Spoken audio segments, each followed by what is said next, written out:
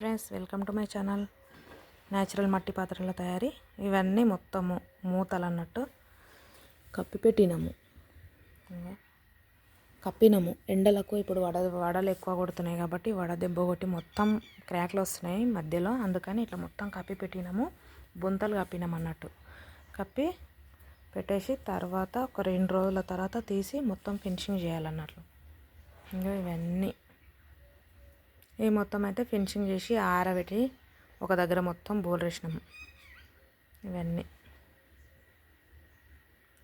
Friends, మా video గనక కొత్తగా చూసిన వాళ్ళైతే లైక్ చేయండి, షేర్ చేయండి, సబ్స్క్రైబ్ చేసుకోండి, సపోర్ట్ చేయండి ప్లీజ్.